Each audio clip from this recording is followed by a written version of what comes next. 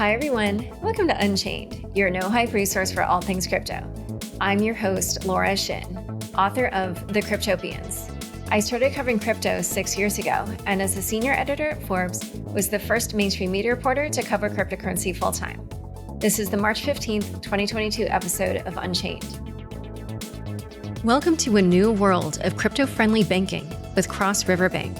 Request your fiat on-off ramp solution now at crossriver.com/crypto. Buy, earn, and spend crypto on the Crypto.com app. New users can enjoy zero credit card fees on crypto purchases in the first 30 days. Download the Crypto.com app and get $25 with the code LAURA, link in the description. This episode of Unchained is brought to you by Beefy Finance, the multi-chain yield optimizer. Beefy is the easiest way to earn more from your crypto. Deposit funds into Beefy's secure vaults to auto-compound yields across 12 blockchains. Got crypto? Choose Beefy. Today's guest is Chase Chapman, DAO contributor. Welcome, Chase. I'm so excited to chat. Me too. So you have so many jobs in crypto and at various DAOs. You're a co-founder and advisor at Decentralized, host of the On the Other Side podcast, and you're a contributor at Orca, Index Co-op, and Rabbit Hole. So why don't you unpack for the listeners what all that means and just sort of describe what your work life in crypto is like? Yes. So I kind of like to think about what I do as the Web3 version of freelancing. So, in the world of Web2, you have people who do a few different things at a few different organizations. And what I really love about Web3 is that you can do those things, but you can actually earn ownership and have governance rights in those organizations. And so that's kind of what I spend my time doing. So I do research at Orca Protocol, thinking about how we can implement DAOs in the real world, not just theoretical. And then I do some community stuff at Rabbit Hole. I'm helping Index think about inclusion within the organization. And then I also have my podcast. So I spend a lot of time thinking about really similar common threads around how humans engage in decentralized systems. But I get to do that across a lot of different contexts, which is really fun. Yeah, I have to say your podcast is definitely very nerdy. It's very much this kind of abstract discussion. And I just feel like for true crypto geeks, it's very fun and interesting. So I'm so curious, how did you even get into crypto in the first place? Well, I appreciate that. I think my podcast is definitely the nerdy governance niche, which is super fun. I first got into crypto because I was working in marketing doing data analytics, and we had all these challenges with the provenance and who owned data, among different companies. And so, of course, blockchain at the time was this amazing solution to the problem. And this was a few years ago, and I was still in college and sort of doing this while I was in college, and really fell down the crypto rabbit hole from there. So I got involved with SHE-256, had a mentor who I ultimately started a developer tooling company with. That company is Decentralized, so still doing really well. But when I graduated, I really got obsessed with DAOs and decided to take a little bit of a step back as a founder into more of an advisor role, and then dive really deep into DAOs and this sort of human side of Web3. And it's definitely a different world from developer tooling, which has been really fun. And being able to focus on this human element has been really fulfilling and rewarding. And so why don't you walk us through how it is that you came to have each of these different jobs? Ooh, that's a fun one. So, of course, Decentralized, the company that I started, sort of stepped back into an advisory role, but still helping on some of the DAO pieces. In terms of Index Co-op, I actually met someone who was working full-time at Index in Miami, at Bitcoin Miami. And he was like, Chase, we really need more women in Index, and we know it's a problem. And so I started just kind of collaborating with him and a few people who are already at Index to think about not only how we could bring more women in, but also how we could really promote, not necessarily promote, support them, I guess, within the organization. And then we expanded that out to include people who identify as female and non-binary, and really try to use that as like this testing ground for how we can make these spaces more diverse and inclusive, because you can't amplify collective intelligence with homogenous groups. That's sort of the thesis. So got involved there, and then kept up that initiative and really like started growing that.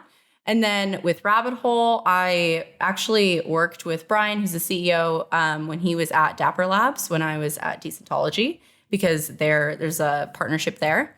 And so sort of stayed friends with him when he left and started Rabbit Hole, and had always been really excited about their vision and mission, and started working on a few community things and have continued doing that.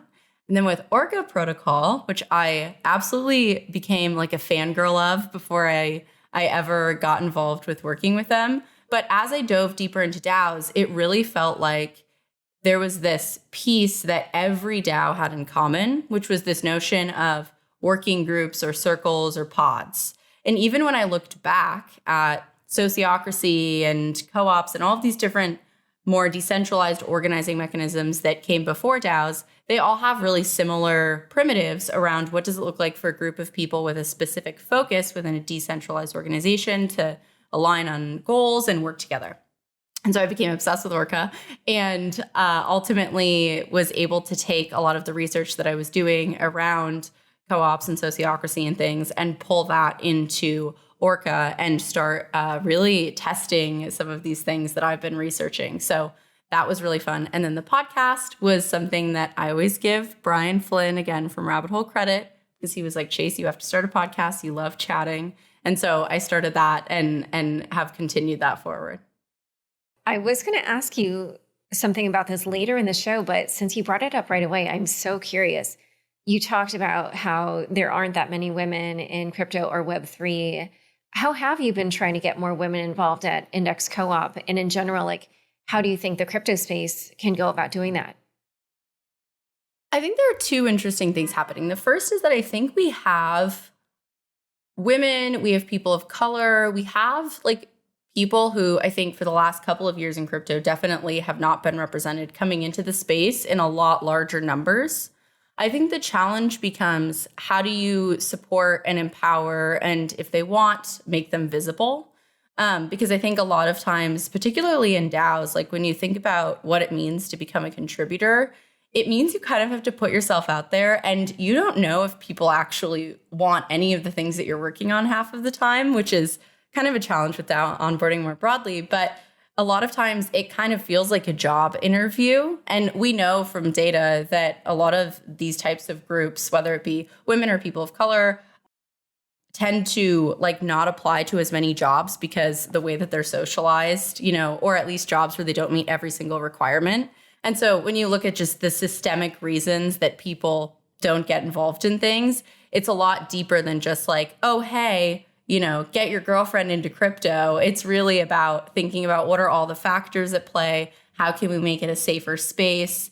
And so I think a big part of that is just visibility. Something that we've noticed with Index is that talking about inclusion isn't necessarily the only or best way even to bring more people into the space. A lot of it is actually just how can we put women and non-binary people and people of color and other groups that maybe you don't see as much in crypto from like a visibility perspective in the spotlight, and talking about, you know, how DAOs organize. And that doesn't mean making sure that every single time you talk about inclusion, it's an important conversation, but it's one that we've learned is, you know, you can beat the drum so many times, but it's a lot more about actually putting people into the spotlight. So that's been a really big thing. And then also creating spaces where people can feel supported. I think She256 is a perfect example of this.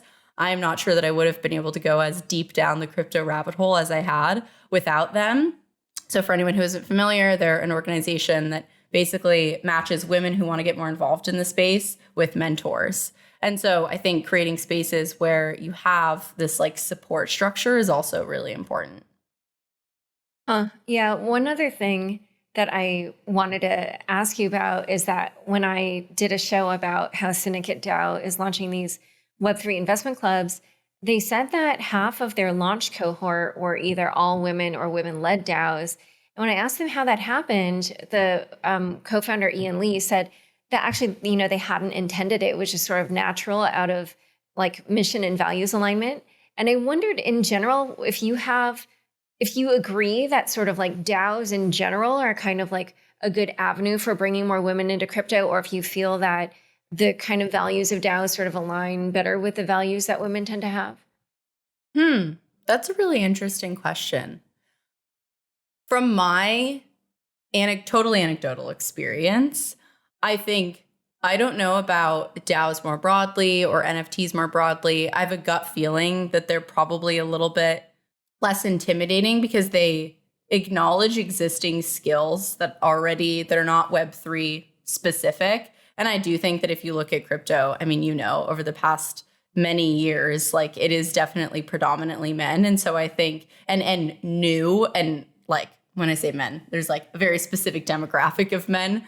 And I think that when we think about like all of these other skills that DAOs and NFTs actually are starting to bring in, I do think that there's something to be said for just like the demographics of those groups.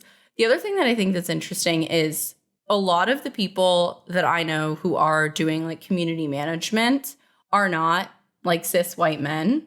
And I think there's probably something to that. I don't want to speak like generally about everyone, but I do think that there's in my experience more like women or people who are coming into those roles who definitely don't look like the very sort of standard crypto bro that I think people imagine. Okay.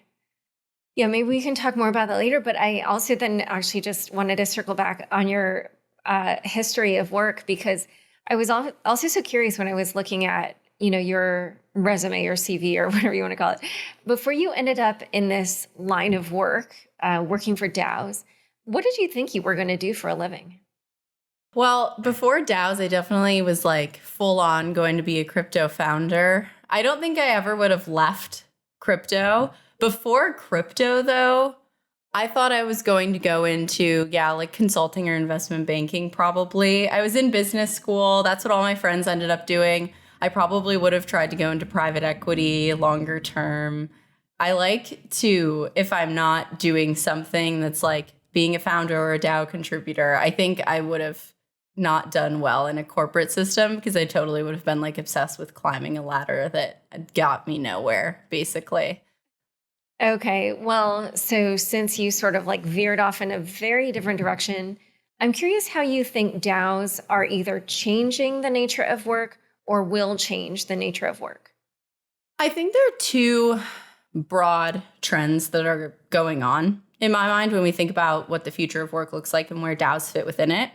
The first is this general trend over the past couple of decades where you've seen a lot of organizations, Zappos very famously spearheaded this, move towards a more flat structure. So, you know, you have like the 50s and 60s and 70s where you have a lot more hierarchical corporate structures. Everybody has a boss and there are all of these systems that look very like rigid.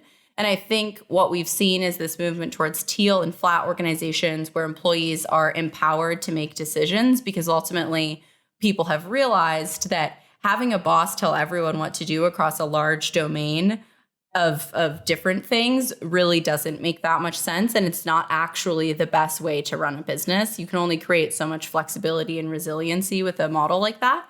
And so I think that's sort of the first trend. And then the second trend is what COVID brought about, which was this massive movement towards rethinking work, whether that be where you work, like being remote, or what it means to be an employee of an organization in the first place. So the Great Resignation and all of these things, I think, really force people to rethink this concept that we have as a society of what work could look like.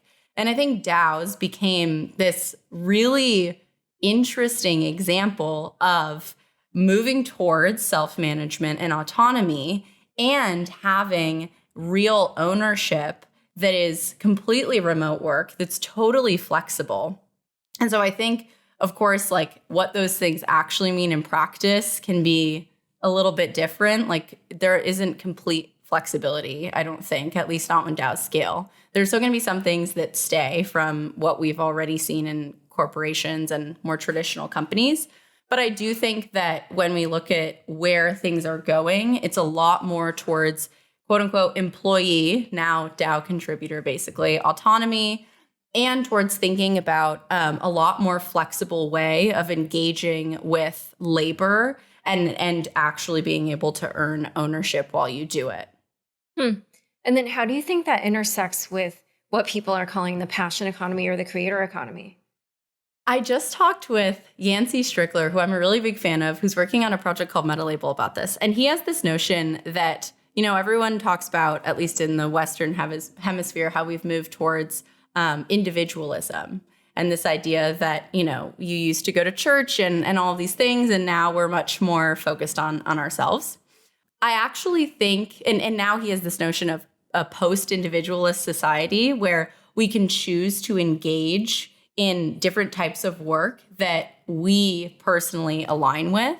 And so I think we're moving a lot more towards, okay, you have this like individual decision to now become part of a collective. And to me, that's really like the next iteration, and this is kind of Yancey's point, of the passion and creator economy, where, to be honest, like it's lonely to be a creator. But it's much more interesting when you can align with other people and co-create in a way that feels flexible, but also like you actually own it. So I actually think the DAOs are the next evolution of making the creator economy a little bit more about the collective while also acknowledging individual autonomy and values. I love that. That's super interesting. Okay, so I have some sort of nosy questions for you. How do you get paid, and how is it determined how much you get paid? I get paid in a lot of different ways, which is the fun part of this. So there are a few different ways. One of them is in tokens that are effectively like governance tokens from a DAO. So for Index, for example, I'm paid in Index tokens. I personally hold those tokens. Some people who are paid in those tokens sell them right away. It depends on if you have, rent that you need to pay with those tokens. For other organizations like Orca, I'm on their like core team as a researcher. And so I'm paid just like any other job in fiat. I'm sure that if I wanted to get paid in like stable coins, I probably could.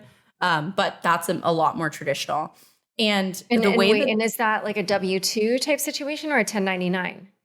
So currently it's a W-2, but I'm probably going to change it to a 1099 because I'm figuring out exactly what the best legal structure is based on how I actually like work.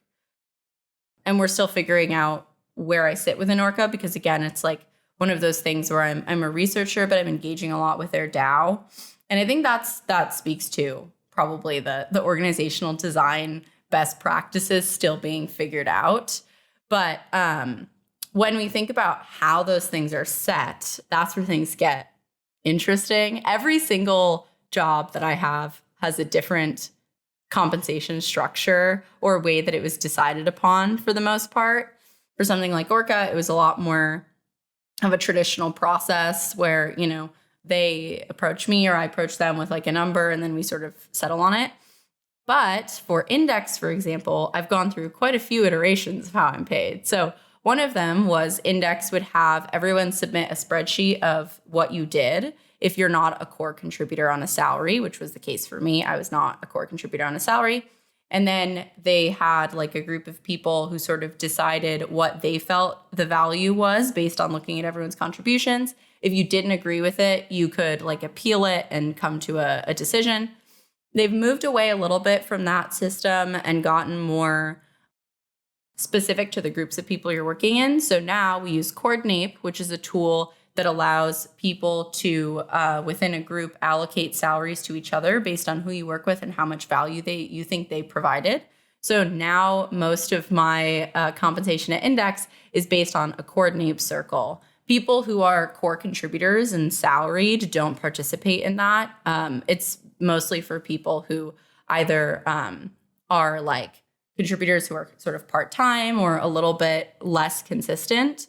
I'll also note that like I don't do this, but other ways that I've seen DAOs use this type of tool is you have a base salary and then you use something like Coordinape on top of it as more of a bonus type system. So there are a lot of different ways that other DAOs have done this, but that's my general way that I'm paid across different orgs.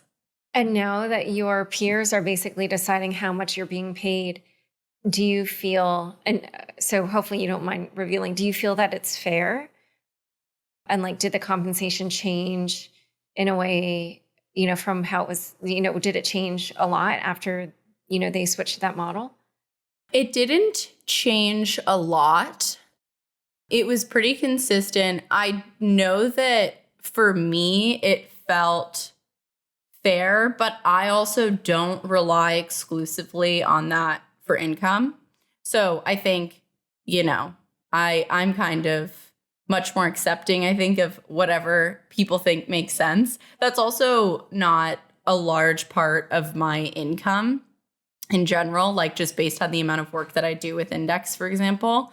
And so I think I would probably feel much more strongly if it was like a large percentage of my income. I will say, I think the people who I know who have used this type of system in the past, it requires a really high degree of trust and honesty with one another, because one of the most important elements of this, and Zach from Coordinape always says this, is feedback alongside the allocation. So before he was at Coordinape, when he used this in his consulting company, what they would do is they would say, okay, here's our pot of money. Let's, all 4 or 5 of us get together in a room and decide how to split this up and have an open and honest conversation about it. And so I think what's really valuable is the conversations that it brings about. And again, I think I would probably feel much more strongly about the actual number if it was a really large part of my income. So oftentimes compensation at like a traditional company would factor in cost of living in terms of where the company is located. So let's say that in one of these DAOs, you have 2 different people in the same role, but one of them lives in New York City and the other lives in Cleveland, which is where I'm from. So, hopefully nobody from Cleveland will be offended by this, but then would that factor in, or would they be paid the same, or how does that part work? Something that's really interesting about every conversation I've ever had about compensation is that it comes down to values and agreeing on those values, and then having compensation pull those through and be a manifestation of those things. So I think every DAO is going to have a different approach to this, but I think what it should reflect is a decision whether or not to change comp based on where you live. So if one of the values that you have, which by the way, I think should be articulated by every DAO. I think a lot of DAOs don't do this today, but I think having a core set of values and agreements is one of the most important things that you can do from an organizational design perspective. But if Index said, one of our core values is that everyone is paid equally, and if you are a contributor to this organization, you consent to that value, then everyone should be paid equally regardless of where they live. If one of the core values is that we acknowledge that different areas cost different amounts, then that's what should happen. But I think a lot of it is about making those decisions and then making sure that those are explicitly stated so that when people do come into a system, they know what the underlying values are going to be, and they can decide whether or not they want to be there or, go somewhere else. And so for your taxes, is it that you have that one W-2 and then everything else is a 1099? Yes, currently I'm working through exactly what the best strategy is. I'm also very lucky because I'm under 26 and my parents have health insurance, so I get to be on their health insurance. I was going to ask you about health insurance, but okay, you're under 26. All right. But I know a lot of people who use like Opolis, if you're in the US, which is a collective that's allowing DAO workers to come together and essentially purchase group health insurance, and then you run it through. And yeah, I think it's an LLC. I use Opolis, but I'm like a sole proprietor. Or no, I'm not. I'm an LLC. Sorry, I'm an LLC, but I still use Opolis. But anyway. Yeah, but so I think there are lots of different solutions. What I know a lot of people do is have like an S Corp status and then run things through that.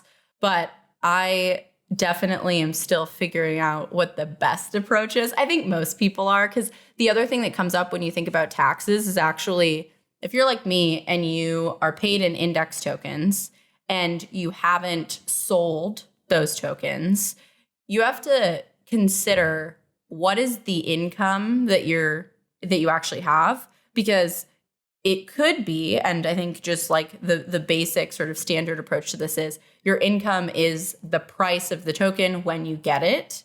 But there are also private rounds happening for these tokens, typically with like VC funds.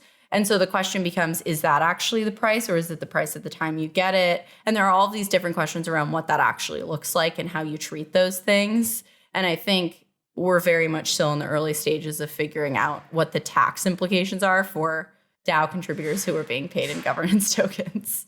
I bet your accountant just loves you.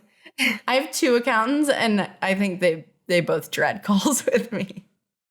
Okay, so I want to get into some of the nerdier things that you like cover in your podcast.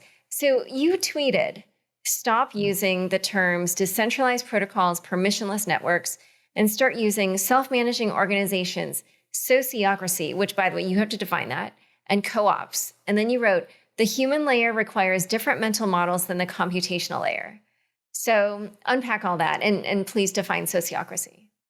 So my definition of sociocracy is definitely not going to be correct, but the way the sociocracy, from my understanding of it, is effectively organizations that use consent-based governance and circles to organize in a decentralized fashion.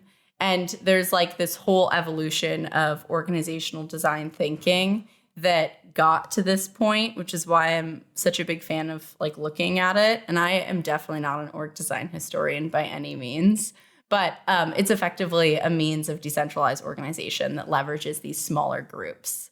That being said, the reason that I think about things like sociocracy and self-managing orgs is when we look at the way that people currently talk about DAOs, a lot of it borrows from the terminology and phrasing and design mechanisms that protocols use. So Bitcoin as a, protocol, for example, is maximizing for the most part for decentralization.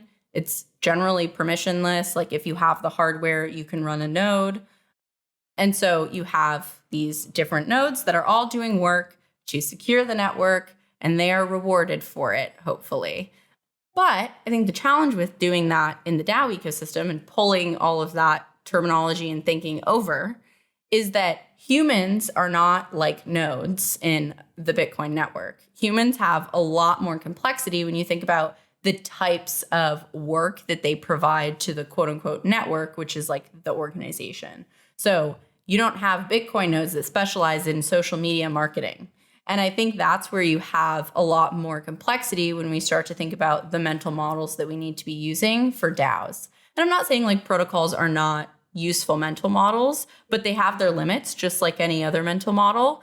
And I think we over-index on them as opposed to thinking more about this trend that I was talking about earlier towards self-management, where you have pulling from, flat organizations and sociocracy and all these different things to actually think about how humans organize, which is a lot more in these smaller circles of people where you have decision making that is decentralized. But the reason that it's decentralized is because you only have like 6 people as opposed to trying to get an entire network to agree, which works when you have mathematical proofs, but not when you have human beings, because there's no right answer with human beings. So that's why I say we should move away from computational models only and towards more of these human-centric models. And something that was interesting was you retweeted a tweet by Jake Chervinsky of the Blockchain Association, where he said that he feels like DAOs are sort of like relearning why it is that corporations exist. And you seem to kind of +1 that. So what is it that you think DAOs should be taking from corporate structures? I think corporations have gotten a lot of things wrong and a lot of things right. I think hierarchical systems and pulling from having someone like a CEO that has a lot of generalized power over lots of different domains is not a pattern that we should be recreating. But I think very specific hierarchies of, for example, within a small circle of people, someone who knows Twitter really, really well and kind of has the consent of the people in that circle to say, hey, yeah, you own Twitter. That's a win. And so I think having these types of hierarchies and specialized expertise, like recognizing people with specialized expertise is really, really important. So I think from that perspective, corporations get a lot of things right. I think we're definitely still experimenting with what HR looks like in organizations.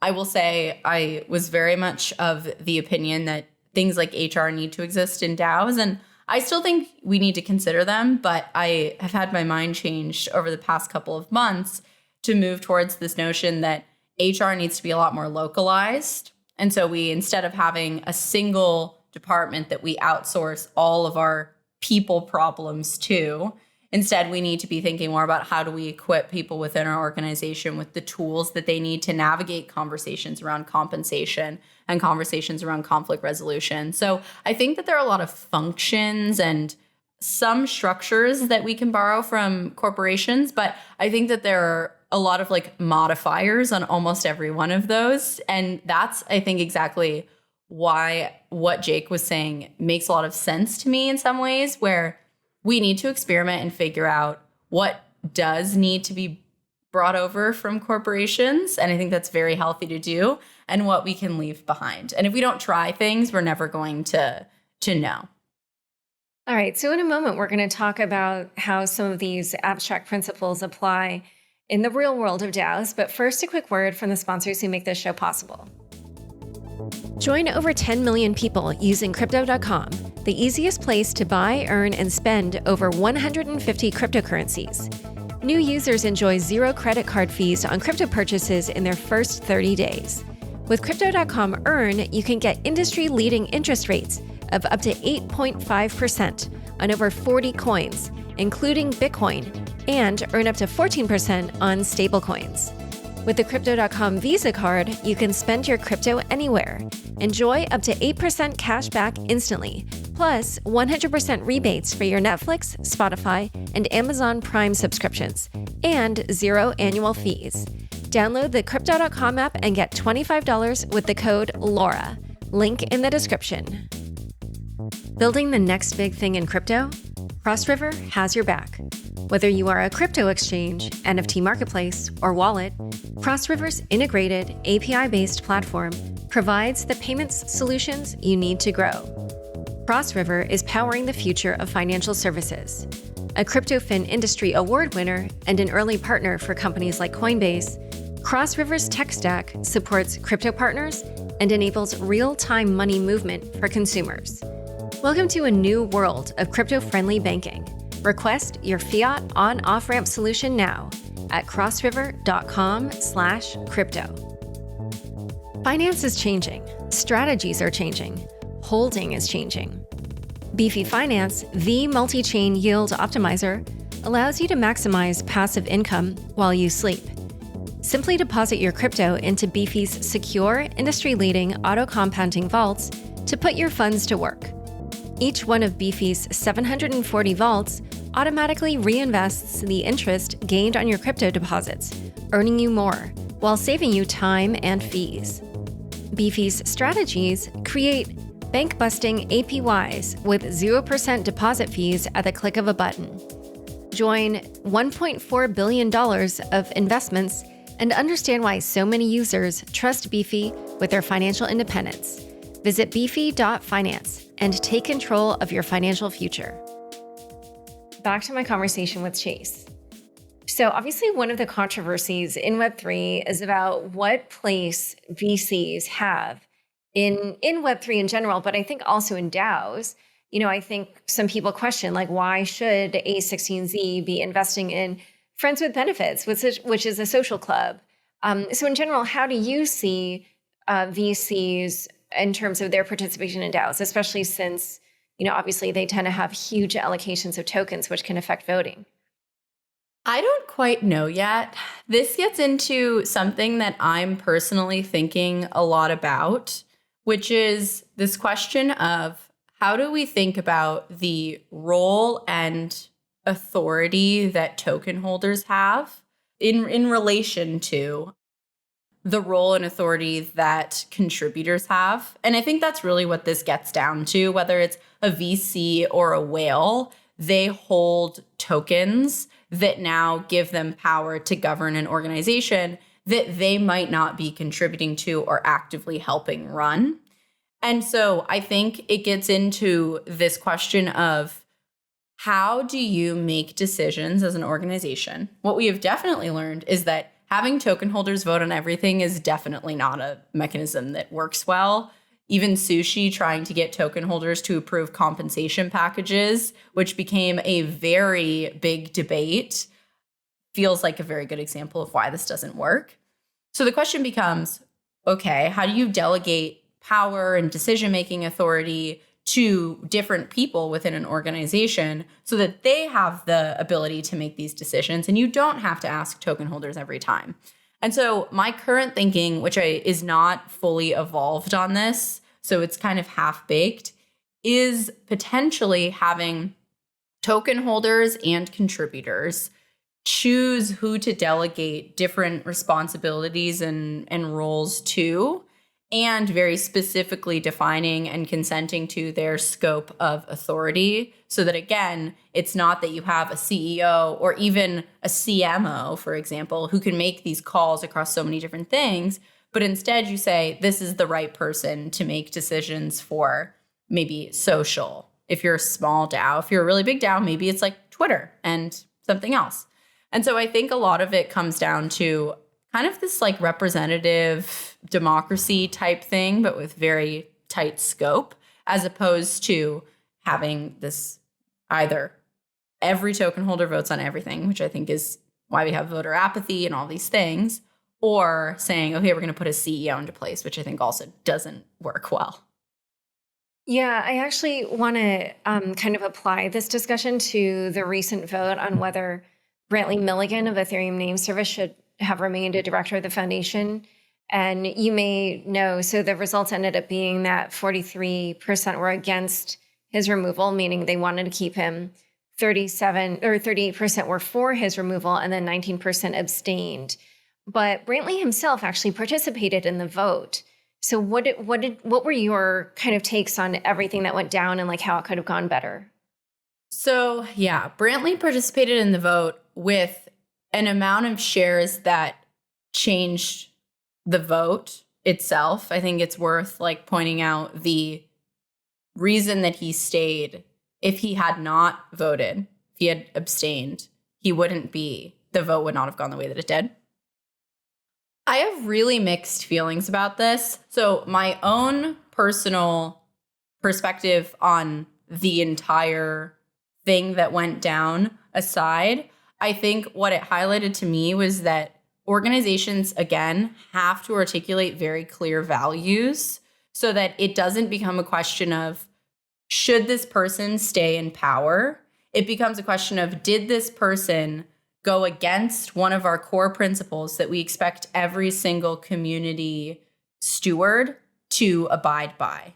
And if the answer to that is no, then it becomes simple, because you're not voting on should this person stay, you're voting on did this person break the agreed upon consented principles. So I think like from that perspective, I think that's how we could have avoided a lot of what is currently going on. And one of the important things there is saying, if inclusivity is a very core principle and you expect your community stewards to uphold that principle, which very explicitly can mean not making the type of comments that Brantley made, then it just becomes a question of like, did you do it? And when people come into that community who are much more on the other side, where they say, this type of speech shouldn't affect whether or not someone holds this position, if the community has that value, that means that you probably shouldn't be in that community. Or if you want to be there, that's okay, but you consent to this rule that you basically don't agree with, but you acknowledge that's how we're going to govern. And so I think like the ability to have people consent to or choose to exit because we know that this is how we govern is really, really important. More broadly, I think there's a question around delegation here. I think, again, if there was a rule that said, hey, if we're voting on the removal of someone who is part of our community who has delegated votes, they're not allowed to participate in that vote. That would have been a helpful principle to have. So I think a lot of this comes down to values.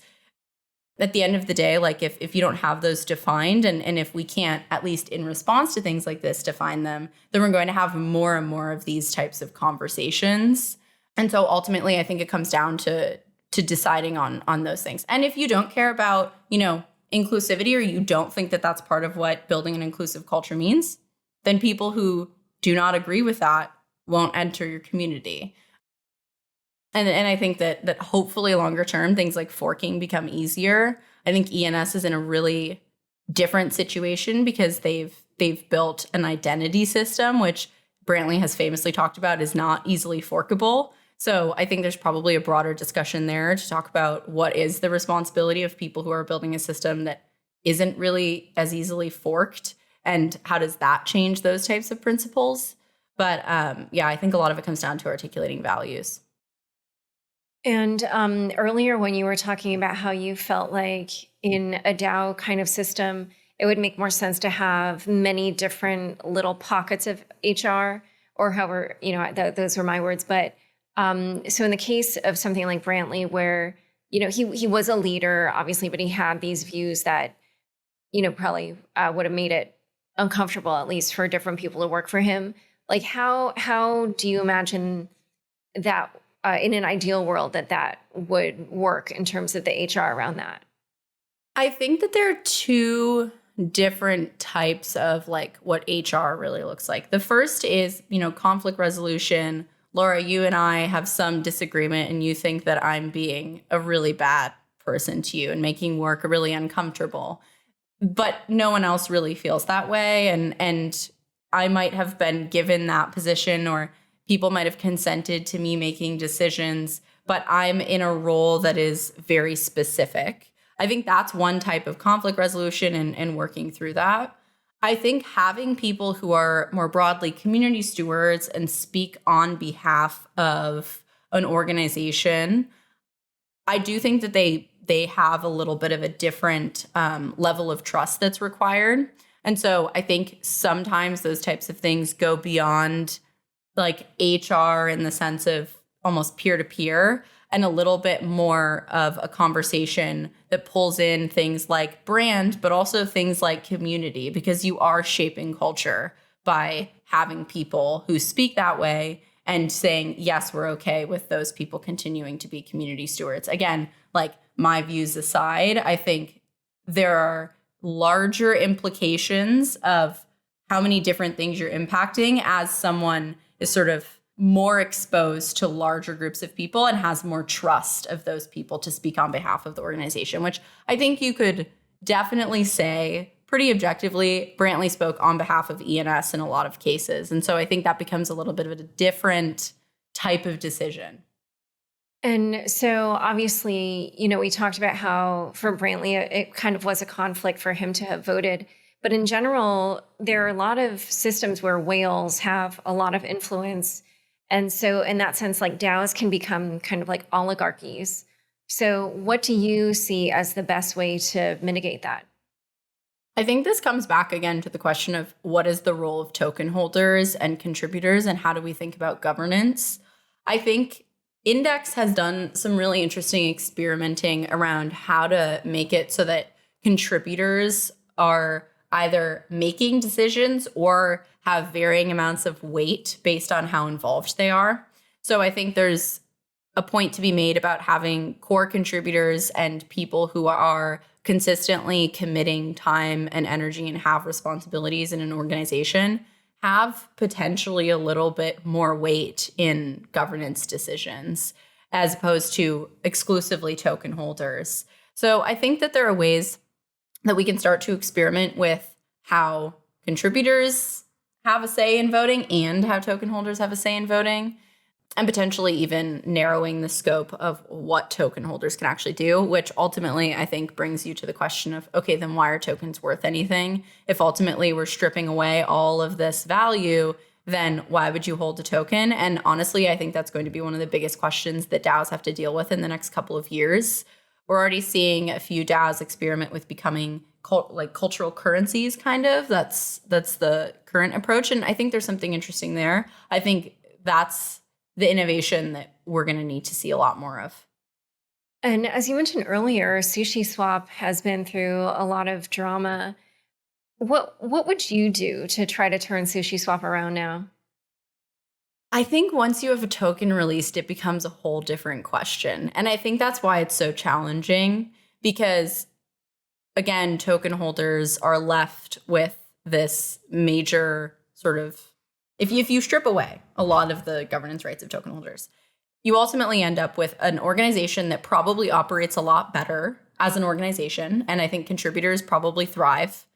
But you have this question of, why did someone buy a token in the first place? And so I think one of the biggest things that an organization like Sushi can do, which is a way easier said than done, is reconsider what the utility of the token is and think more deeply about how you can create other types of mechanisms to build in more utility, which is not going to be possible. Meaning that you wouldn't have Sushi be a governance token, or what do you mean by that? I would have it be a governance token, but I would consider how it could be a token that is useful for other things in DeFi as well. And I don't know what that means for Sushi specifically, because I think it's challenging when you're a DeFi protocol in particular. Like, I know there's I forget what DAO it is, but there's a DAO that's playing around with, you have to hold their NFT. You have to buy their NFT in order to leverage their DeFi strategies. What would it look like for Sushi to experiment with that? So really adding more utility. So it is a governance token, but a lot of the value also comes from other sources and other things that they're doing outside of that. But again, I think it's a lot easier said than done, and I'm not sure if that's going to be the best approach. But in general, what about kind of the fact that the leadership is in such disarray? Do you feel like if you were to change the token setup, that would sort of resolve itself? Or I think a lot of this comes down to a question of, my brain right away goes towards, you need a really strong leader to push this stuff forward. And I don't know that that's an old way of thinking, because I just wrote this piece about how falling back to hierarchy is kind of like texting your ex. It's like familiar. And when we're in these states of discomfort, we're like, oh, you send the drunk text because you know it and it's familiar to you and comfortable. And I think my constant question is my brain falling back to, you need a strong leader because it's a drunk text to my ex when I don't know the answer? Or is it that that's actually the best mechanism?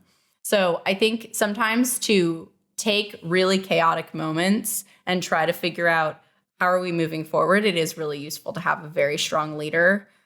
I don't know exactly what the answer will be for Sushi. I think these types of situations, though, ultimately, if Sushi is able to make it through, will be a hell of a lot stronger because of it. So another one, obviously, is Wonderland DAO, which suddenly the community discovered that the treasurer was Michael Patron, who is a convicted felon and was the co-founder of Quadriga CX, which obviously is one of the biggest scandals in crypto history. So how do you think that whole situation could have been prevented? And then what do you think Wonderland should do going forward?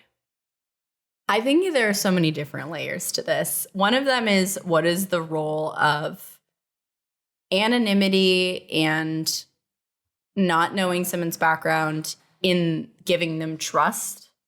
And I think that's something that every community is going to have to decide on themselves. I don't think that that's going to have a unanimous answer. Some communities are going to be so fine with having someone who's in control of their treasury. Some people are totally fine with that when they know, someone's identity. Like, that was totally fine for some people and very much not fine for a lot of other people. And so I think a lot of this comes down to, again, articulating those values and making them explicit, so that if I go into Wonderland DAO and I see that one of the values is we trust sort of without needing justification, like we trust by default, even if this means anonymous contributors have a lot of responsibility, that might be a red flag for me. And I might want to say, okay, not the space for me, but cool, you do you, and we'll see how that turns out. So I really think a lot of this comes down to making those things explicit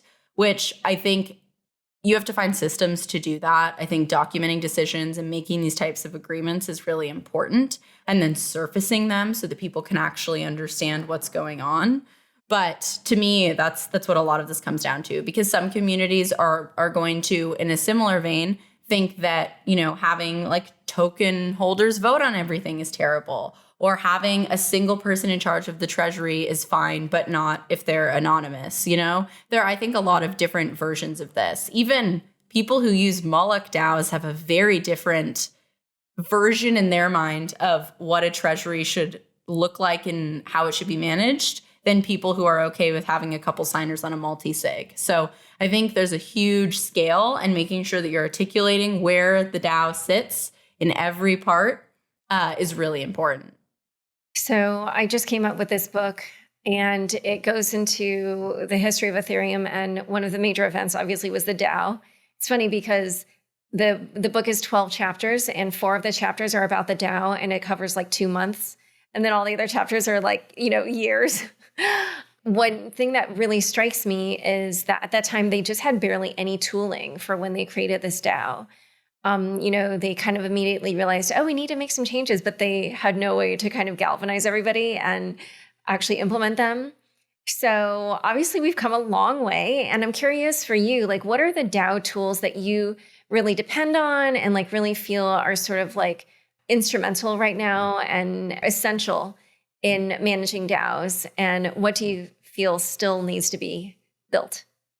So I will say, as just a precursor to this, one of the things that I think is really interesting about their lack of ability to change everything that was happening in the DAO, because people who were not necessarily like active voters were holding the tokens, is a perfect example of the fact that implementing everything on chain right away, especially if it's binding like that, is going to cause problems. And it's why the DAO hack was able to be like as, problematic as it was.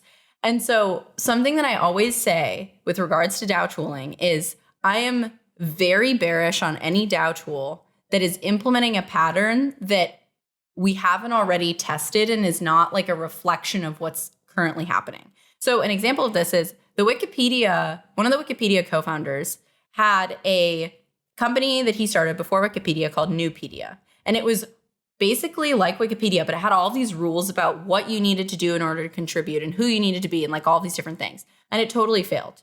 The reason that Wikipedia succeeded was because they created this community of passionate people, and then all of the rules and mods and all that stuff emerged because they were codifying. It's a little bit less codified than it is in a smart contract, but they were saying, here's what we do. And they were writing these like rules in a way that they govern based on what they had explored and what worked. And so I think every DAO tool that I'm super excited about when we think about like Orca, even something like SnapShot, which came out of the balancer community because they needed something to do exactly what SnapShot currently does as a tool. All of those things, in my mind, are really, really great tools because they reflect what DAOs are already doing. They just make it easier. Or they put it on chain and make it more composable in the case of Orca, for example. So I'm really excited about DAO tools that reflect what is already working. And one of the other ones that is not really traditionally considered a DAO tool, but that I'm really excited about is Murmur, which was created by people from The Ready, which is this like consulting company that helps organizations become more self-managing. They've helped the Fed and Airbnb and others. Now they're getting more into the DAO ecosystems. They've helped Gitcoin and all of that. And they created this product that is basically like agreements for working.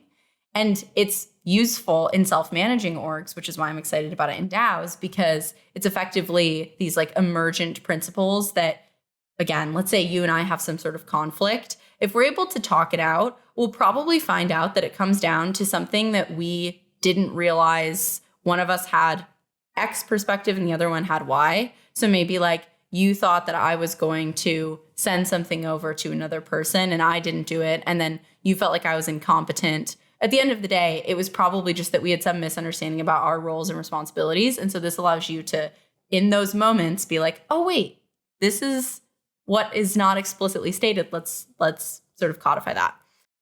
So I'm very excited about DAO tools that do things like that, as opposed to trying to create entirely new systems that feel like they're forcing, I always forget the phrasing, but like a square peg into a round hole. There we go. Exactly. Yes. So speaking of DAO tools, a lot of DAOs congregate on Discord. What are your thoughts about Discord as a platform for DAO discussion and as a DAO forum? I think Discord is really challenging alone.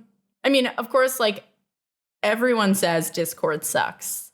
That's not, I feel like eventually we might get somewhere else. But I also think a lot of it is actually, a lot of the friction that people currently attribute to Discord is actually friction that comes from not having really great, again, models and practices and patterns. Because at the end of the day, a lot of this stuff is very human. I think you can even use Discord as a tool to build an organization where humans thrive. I don't think that there's anything about Discord that makes it so terrible it can't be used. But I think there are definitely things that make it challenging. Like it would be really nice to have certain features and some things would be made a lot easier from Discord. I don't think it holds people back as much as they think it does. Maybe that's the hot take. Well, you speak as a young person, but I can tell you as an old, I find Discord extremely challenging. Do you find it more challenging than Slack? Yes, for sure. Really? Oh, for sure. I mean, granted, I'm also not a big Slack user, so maybe it's just that I don't know. But I feel like when I've used Slack in the past, I could at least figure it out. With Discord, I finally was just like to my assistant, okay, I'm going to give you the password. Can you get me into these Discords where like I'm joining and then like nothing happens? That is very valid. I think I like messed something up along the way. So now like nothing works. Do you know what I mean? And it like got all backed up and I, being so focused on the book and like super busy with all that, I like never got to fix it. And so there's like some problem like from months back that I never resolved. So it's just been like slightly not working for me for kind of a long time. But anyway, nobody cares. But it will be fixed, you guys, because it's happening right now as I'm recording this. But you bring up a good point. I do think that my experience of Discord as someone who grew up with this type even of messaging platform, like I didn't really even do the AIM stuff, which is sad. I don't understand a lot of crypto references because I'm not a millennial even. But in any case, I think that it's a very good point and something that makes Discord problematic. Yeah, and I'm so old that I like didn't even have email until I went to college. And like growing up, just used a corded phone to talk to my friends. Discord's a little bit of a different energy from a corded phone, for Just sure. A little bit. So one other thing I want to ask you about was obviously, so DAOs and NFTs have kind of like a big intersection point. So when you look at the future, like where do you see that going? Like how do you think they'll intersect? I think that DAOs are going to be the chosen mechanism for coordinating people and humans and all of like the things that come when you need to actually create something and coordinate all of that stuff. I think NFTs are going to be the way that we engage with a lot of like media and things like that. So I see most NFT communities as DAOs. And I think a lot of DAOs will leverage NFTs. Something that I'm really excited about that I'm seeing a lot more of, and it totally makes sense when you think about this entire conversation, is we have tokens. That's fine. We'll figure out how to use those for governance. Let's give contributors NFTs. So with Orca, for example, which for anyone who isn't familiar, Orca is a protocol that essentially codifies like working groups within a DAO. So they're called pods, and you have members of a given pod that have control over a multi-sig, typically, like the sort of primitive is a multi-sig with NFTs that give you membership to a pod, which can allow you to control the multi-sig.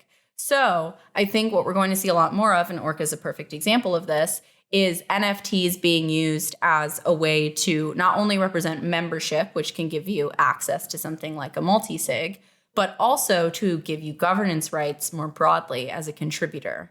And so I think, even the ability to have really rich metadata in NFTs, which is not the case with ERC20 tokens, gives us an ability to do a lot more with governance. And I'm seeing this a little bit as bubbling up. And so I think it's going to be something that ends up being really, really important over the next year. And then, of course, longer term, I think we're going to see way crazier mixes of these two things. But in the beginning, I think this is going to be one of the big ways that DAOs and NFTs intersect.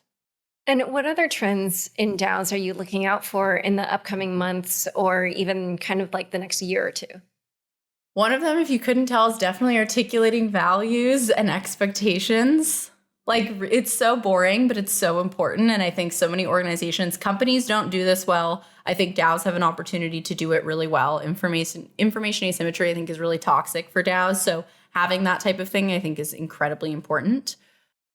This notion of how we think about the value of governance tokens, I expect to be a big one.